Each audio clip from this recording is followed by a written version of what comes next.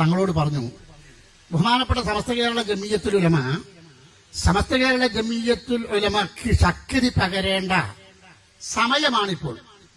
അതുകൊണ്ട് എനിക്ക് അങ്ങോട്ട് വരണം, ഒന്ന് സുഖമായിട്ട് വേണം, ഞാനൊന്ന് അങ്ങോട്ട്.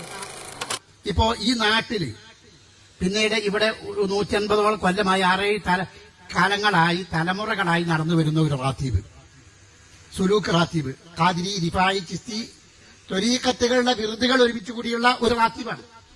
അപ്പോ എന്റെ മൂത്താപ്പാന്റെ മകനായിരുന്നു, അത് മമ്മുണ്ണി ഹാജി ആയിരുന്നു അത് നടത്തിയിരുന്നത്. അപ്പൊ അദ്ദേഹം സുഖമില്ലാത്ത സമയത്ത് തന്നെ ആ റാത്തീബുമായി ബന്ധപ്പെട്ട ആളുകൾ, ഇവിടെ മൊയ്തീനാക്കുണ്ട്, അതുപോലെ ബിച്ചുണ്ണിയാക്ക മരിച്ചുപോയി, അവരൊക്കെ എന്നോട് പറഞ്ഞു, മമ്മുണ്ണി ഹാജി ദ്വീപിലെ തങ്ങളെ കൊണ്ടുവന്ന് കേട്ട് ആ കാര്യങ്ങൾ രണ്ടാമതൊന്ന് ഇവിടെ പുനഃസ്ഥാപിക്കണം. കാരണം അതിന്റെ മുഖദ്ദമീങ്ങളായ ആളുകൾ, ഇതിന് ഇജാസത്ത് നൽകപ്പെടുന്ന ആളുകളൊന്നും ബന്ധപ്പെട്ടവരില്ല എന്നോട് പറഞ്ഞപ്പോൾ മഹാനായ തങ്ങളോട് ഞാൻ പറഞ്ഞു, ആ റാത്തീബ് തലമുറകളായി 6-7 തലമുറയായി നാട്ടിൽ നടന്നു വരുന്ന സംഗതിയാണ്. തങ്ങളത് വന്നുകൊണ്ട് ഏറ്റെടുത്ത് അതിന്റെ കാര്യങ്ങൾ ഇവിടെ നിർദ്ദേശിച്ചിട്ടില്ലെങ്കിൽ തലമുറകളായി ഇവിടെ നടന്നു വരുന്ന ഒരു സംഗതി ഇവിടെ അവസാനിക്കാൻ പോവുകയാണ്. അതിനൊരു ഉത്തരവാദിത്തമില്ലാത്ത അവിടുത്തെ സാധാരണക്കാരായ ആളുകൾ നടത്തി വരുന്നതാണ്. അതൊരു 10-12 കൊല്ലം മുമ്പാണ്. അങ്ങനെ ബഹുമാനപ്പെട്ട തങ്ങള് ഡേറ്റ് തരികയും ഈ കാര്യങ്ങളൊക്കെ ഇവിടെ വന്നു. മഹാനായ തങ്ങൾ ആ കാര്യങ്ങളൊക്കെ നിർവഹിക്കപ്പെടുകയും അതിന് വേണ്ട നസീഹത്തുകളും മറ്റുമൊക്കെ നൽകി വളരെ കൃത്യമായ നിലയ്ക്ക് അതിന്റെ എല്ലാ ഉപദേശങ്ങളും, അതിന് വേണ്ട മുഴുവൻ കാര്യങ്ങളും, അതിൽ എല്ലാ കാര്യങ്ങളും ഉൾപ്പെടുത്തി വേണ്ട നിർദ്ദേശങ്ങളൊക്കെ നൽകി അത് പുനഃസ്ഥാപിച്ചതിന് ശേഷം ഇപ്പോ കാലങ്ങളായി നാൾക്ക് നാൾ അതിന്റെ ആ കാര്യങ്ങൾ ഇങ്ങനെ വർദ്ധിച്ചുകൊണ്ട് വരികയാണ്. അതിന് വളരെ ഇജ്ജത്ത് കൂടി വരികയാണ്. ആ നിലയ്ക്ക് ഈ നാട്ടിലുള്ള ഒരുപാട് ആളുകൾ ബഹുമാനപ്പെട്ട തങ്ങളുമായി ഇജാസത്തുമായി ബന്ധപ്പെട്ട് 2-3 പ്രാവശ്യം ആ ഒരു കാര്യത്തിന് വേണ്ടി ബഹുമാനപ്പെട്ട തങ്ങൾ ഇവിടെ വന്നിട്ടുണ്ട്. ഇവിടെ വന്ന സമയത്ത് ഉദാഹരണമായിട്ട് നമ്മുടെ മൊയ്തീനാജി ഒരു സാധാരണക്കാരാണ്. അപ്പം ഇവിടെ ആ റാത്തീബിനുമായി ബന്ധപ്പെട്ട് തങ്ങളോട് ഇജാസത്ത് വാങ്ങിയ ആളുകളെ ലിസ്റ്റൊന്നും മഹാനായ തങ്ങള് ഇവിടെ ലിസ്റ്റൊന്നും എഴുതി വെച്ചിട്ടില്ല. പക്ഷേ തങ്ങള് ഇവിടെ വന്നാൽ ആ ആളുകളൊക്കെ ഇന്ന ആളുകൾ എവിടെ പോയി എന്ന് ചോദിക്കും. ആരാണുള്ളത്? ഞാൻ ഒരിക്കൽ പറഞ്ഞു, മൊയ്തീനാജിക്ക് സുഖമല്ലാന്ന്. അപ്പൊ എന്നോട് പറഞ്ഞു അദ്ദേഹത്തിന്റെ വീട്ടിലേക്ക് പോകണം എന്ന് പറഞ്ഞു. ഒരു സാധാരണക്കാരന്, ഈ നാട്ടിലുള്ള ഒരു സാധാരണ മനുഷ്യൻ, ആ മനുഷ്യന്റെ വീട്ടിലേക്ക് പോയി. കാരണം അദ്ദേഹത്തിന് അങ്ങോട്ട് എന്നോട് പറഞ്ഞു, ഞാൻ ഇവിടെ വന്നാൽ, ഈ നാട്ടിൽ വന്നാൽ അദ്ദേഹം എന്റെ അടുക്കൽ വന്നുകൊണ്ട് ഖിദ്മത്ത് ചെയ്തിട്ട് ഇവിടെ ഇരിക്കലാണ്. അദ്ദേഹത്തിന് സുഖമില്ലെങ്കിൽ നമ്മൾ അങ്ങോട്ട് പോകൽ കടമയാണ് എന്ന് പറഞ്ഞ് അദ്ദേഹത്തിന്റെ വീട്ടിൽ പോയി. അങ്ങനെ ഈ നാട്ടിലുള്ള എല്ലാ ആളുകളുമായി തങ്ങൾക്ക് വളരെ അഭേദ്യമായ ബന്ധമുണ്ട്. അങ്ങനെ ഇവിടെ ഒരിക്കൽ വന്നപ്പോ എന്നോട് പറഞ്ഞു, ഇനി നാട്ടില് അപ്പൊ എന്താണ് ഈ പറഞ്ഞതൊന്നും നമുക്കൊന്നും മനസ്സിലാവില്ല. എനിക്ക് ഇനി നാട്ടിലേക്ക് അങ്ങനെ പോകാൻ കഴിയില്ല. നാട്ടിലേക്ക് വല്ലാതെ ഇവിടെ എവിടെങ്കിലും, കാരണം ദ്വീപിൽ നിന്ന് എനിക്ക് വളരെ അസുഖമായിട്ടുണ്ട്, ഇപ്പൊ ക്ഷീണമാണ്. അതുകൊണ്ട് വല്ലാതെ നാട്ടിലേക്ക് പോയിട്ട് എപ്പോഴും ചികിത്സയ്ക്ക് ഇങ്ങോട്ട് വരാൻ കഴിയില്ല. ഇവിടെ എവിടെയെങ്കിലും ഒരു വീടെടുത്ത് നമുക്ക് താമസിച്ചാൽ എനിക്ക് ചികിത്സയ്ക്ക് വളരെ സൗകര്യമാണ്.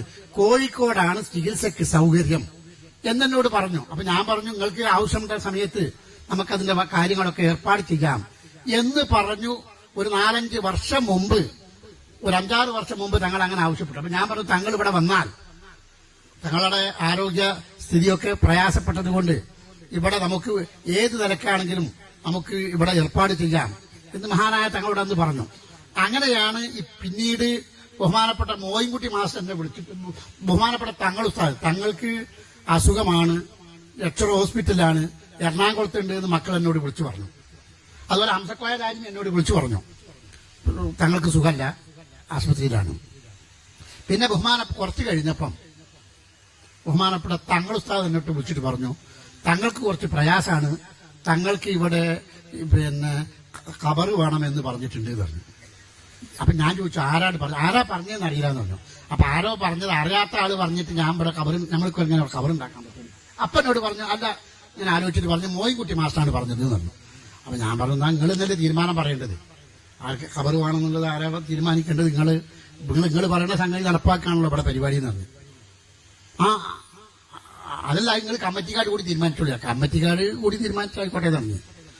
അത് കഴിഞ്ഞതിന് ശേഷം പിന്നെ കുറച്ച് കഴിഞ്ഞപ്പോൾ മോയിൻകുട്ടി മാസ്റ്റർ വിളിച്ചിട്ട് പറഞ്ഞു, തങ്ങള് അതിന് ഏർപ്പാട് ചെയ്യാൻ വേണ്ടി പറഞ്ഞിട്ടുണ്ട് എന്ന് പറഞ്ഞു. പിന്നെ എന്നെ വിളിച്ചിട്ട് പറഞ്ഞു ഞാൻ മോയിൻകുട്ടി മാസ്റ്ററോട് പറഞ്ഞിട്ടുണ്ട് എന്നും പറഞ്ഞു. ആ നിലയ്ക്ക് പിന്നെ ഒരാഴ്ച മുമ്പ് ബഹുമാനപ്പെട്ട മോയിൻകുട്ടി മാസ്റ്റർ എന്നെ വിളിച്ചു. അപ്പൊ ഞാന് മോയിൻകുട്ടി മാസ്റ്ററോട് പറഞ്ഞു, തങ്ങള് ബഹുമാനപ്പെട്ട സമസ്ത കേരള ജമിയത്തിലെ പിന്നെ നേതാക്കളും ബഹുമാനപ്പെട്ട തങ്ങളും എന്തെങ്കിലും ഒരു കാര്യം പറഞ്ഞാൽ അത് നടപ്പാക്കാൻ ഇവിടുത്തെ മാനേജ്മെന്റിനോ ഇവിടുത്തെ ആളുകൾക്കോ യാതൊരു നാട്ടുകാർക്കോ യാതൊരു പ്രയാസമില്ല. ആ കാര്യങ്ങൾ സമസ്ത ഒരു തീരുമാനമെടുത്ത് അല്ലെങ്കിൽ സമസ്തയുടെ ഉത്തരവാദിത്തപ്പെട്ട നേതാക്കൾ ഒരു തീരുമാനമെടുത്തുകൊണ്ട് പറഞ്ഞാൽ ആ കാര്യം നടപ്പാക്കുന്നത് യാതൊരു പ്രയാസമില്ല എന്ന് പറഞ്ഞു. 2 ദിവസം കഴിഞ്ഞപ്പോൾ ഞങ്ങൾ റിക്കവറായി വരുന്നുണ്ട്, സൊക്കടൊക്കെ മാറി രണ്ടാമത് സുഖം ഭേദപ്പെട്ട് വരുന്നുണ്ട് എന്ന് പറഞ്ഞു. അപ്പൊ പിന്നെ നമ്മൾ പിന്നെ ആ ഭാഗം അവിടെ നിർത്തിവെച്ചു. പിന്നീട് വീണ്ടും അസുഖം മൂർജിക്കുന്നുണ്ട് എന്ന് പറഞ്ഞപ്പോ ബഹുമാനപ്പെട്ട അബ്ബാസ് അലി ശിഹാബ് തങ്ങളാണ് ഇതിന്റെ പ്രസിഡന്റ്. മഹാനായ തങ്ങളോട് ഞാൻ തങ്ങളോട് വിളിച്ചു, ഇങ്ങനെ ഒരു ആവശ്യം സമസ്തയിൽ നിന്ന് വന്നിട്ടുണ്ട്, ബഹുമാനപ്പെട്ട തങ്ങൾക്ക് ഇവിടെ ഇങ്ങനെ സൗകര്യമൊരുക്കണമെന്ന് പിന്നെ മാനേജറും ഒക്കെ പറഞ്ഞിട്ടുണ്ട് എന്ന് പറഞ്ഞു. അപ്പൊ എന്നോട് പറഞ്ഞു, ഞാൻ ആസാമിലാണല്ലോ, നമ്മൾ എന്താ ചെയ്യാന്ന് വെച്ചു. അപ്പൊ ഞാൻ പറഞ്ഞു, നിങ്ങൾ ആസാമിൽ വന്നിട്ട് ഇത് സോക്കട് കുറച്ച് കൂടുതലാണ് എന്നാണ് അവർ പറഞ്ഞത്. നിങ്ങൾ ആസാമിൽ വന്നിട്ട് നമുക്ക് മീറ്റിംഗ് കൂടി തീരുമാനിക്കാനുള്ള അവസരം ഉണ്ടാവില്ല, കുറച്ച് ക്ഷീണാണെന്ന് പറഞ്ഞു. അപ്പൊ എന്നോട് ബഹുമാനപ്പെട്ട അബ്ബാസ് അലി ശിഹാബ് തങ്ങൾ പറഞ്ഞു, അതിന് വേണ്ട സൗകര്യങ്ങളൊക്കെ ചെയ്തു കൊടുക്കുക, നിങ്ങൾ തങ്ങളോട് ജിഫ്രി തങ്ങളോട് വിഷയങ്ങൾ പറഞ്ഞാളി, തങ്ങളോട് പറഞ്ഞുകൊണ്ട് തങ്ങളെ നിർദ്ദേശം അനുസരിച്ചുകൊണ്ട് നിങ്ങൾ ആ കാര്യങ്ങൾ അവിടെ എന്താ വേണ്ടത് വെച്ചാൽ ചെയ്താളി എന്ന് പറഞ്ഞു. അപ്പൊ ഞാൻ പറഞ്ഞു, എന്നോട് ആദ്യമായിട്ട് പറഞ്ഞത് ജിഫ്രി തങ്ങളാണ്, തങ്ങള് പറഞ്ഞിട്ടാണ്, തങ്ങളാണ് ആദ്യം പറഞ്ഞത്, പിന്നീട് മോയിൻകുട്ടി മാഷും വിളിച്ചു പറഞ്ഞു എന്ന് പറഞ്ഞു. എന്നാൽ പിന്നെ തങ്ങളോട് ചോദിച്ച് എന്താ വേണ്ടത് ഇവിടെ ചെയ്താളി എന്ന് പറഞ്ഞു. ആ നിലക്കാണ് ഈ സംഗതികൾ ഇവിടെ നേരത്തെ പറഞ്ഞതുപോലെ. അപ്പൊ ബഹുമാനപ്പെട്ട തങ്ങൾ ഉസ്താദിന്റെ നിർദ്ദേശം അനുസരിച്ചാണ് ഈ കാര്യങ്ങളൊക്കെ ഇവിടെ നൽകപ്പെടുന്നത്. മഹാനായ തങ്ങൾക്ക് ഇങ്ങനെ ഒരു അഭിലാഷമുണ്ട്, ഒരാഗ്രഹമുണ്ട്. ഇത് നേരത്തെ തന്നെ ഇവിടെ വരണം. മാത്രമല്ല, ഇവിടുന്ന് തങ്ങൾക്ക് റമദാനിന്റെ മുമ്പ് തന്നെ പിന്നെ എറണാകുളത്ത് ഹോസ്പിറ്റലിൽ തങ്ങൾ അഡ്മിറ്റ് ചെയ്ത സമയത്ത് ഇവിടെ കാണാൻ വേണ്ടിയിട്ട് ഇവിടുത്തെ ഉസ്താദുമാരും ഈ നാട്ടിലുള്ള ചില ആളുകളും എറണാകുളത്ത് പോയി കുറച്ച് അസുഖം ഉള്ള സമയം, പക്ഷെ നന്നായിട്ട് സംസാരിക്കും, ഡയാലിസിന് വിധേയമായിട്ടുണ്ട്. അങ്ങനെ വന്നപ്പം തങ്ങള് പറഞ്ഞു, ഞാന് പിന്നെ ഇവിടുന്ന് ഉസ്താദുമാർ ഇവിടെ ഒതുങ്ങി തങ്ങളും മറ്റൊക്കെ പോയപ്പം തങ്ങളോട് പറഞ്ഞു, ബഹുമാനപ്പെട്ട സമസ്ത കേരള ജമിയത്തുൽ ഉലമ ഉലമക്ക് ശക്തി പകരേണ്ട സമയമാണിപ്പോൾ. അതുകൊണ്ട് എനിക്ക് അങ്ങോട്ട് വരണം, ഒന്ന് സുഖമായിട്ട് വേണം, ഞാനൊന്ന് അങ്ങോട്ട് വരണം. ബഹുമാനപ്പെട്ട ജിഫ്രി മുത്തുകോയ തങ്ങൾക്ക് ശക്തി പകരുന്നതിന് വേണ്ടി എനിക്ക് അങ്ങോട്ട് വരേണ്ടതുണ്ട്, ഞാനൊന്ന് സുഖമാവട്ടെ, എന്നിട്ട് ഞാനൊന്ന് അങ്ങോട്ട് വരും. അങ്ങോട്ട് വന്നിട്ട് അവിടുന്ന് തങ്ങൾക്ക് വേണ്ട ശക്തി പകരാൻ വേണ്ടി തങ്ങൾക്ക് ആവശ്യമായ കാര്യങ്ങളും പിന്തുണയും നൽകേണ്ടതുണ്ട് എന്ന് ബഹുമാനപ്പെട്ട വലിയ തങ്ങളോടും ഒക്കെ ഇവിടുന്ന് പ്രവർത്തകരോടൊക്കെ തങ്ങൾ പറഞ്ഞു. പക്ഷെ അപ്പോഴൊന്നും നമ്മൾ, കാരണം ഇത് നോമ്പിന്റെ മുമ്പാണ് ഈ കാര്യങ്ങളൊക്കെ പറഞ്ഞത്. അപ്പോൾ ഈ നിലയ്ക്ക് ഈ സ്ഥാപനവുമായി ഈ നാടുമായും ഈ നാട്ടിൽ തങ്ങളോടുമായി ബന്ധപ്പെട്ട ഒരുപാട് ആളുകൾ, തങ്ങളോട് ഇജാസത്ത് വാങ്ങി ഇവിടുത്തെ റാത്തീമും ഔറാദുകളും എതിരുകളും ഒക്കെ കൊണ്ട് നടക്കുന്ന ഒരുപാട് ആളുകളുണ്ട്.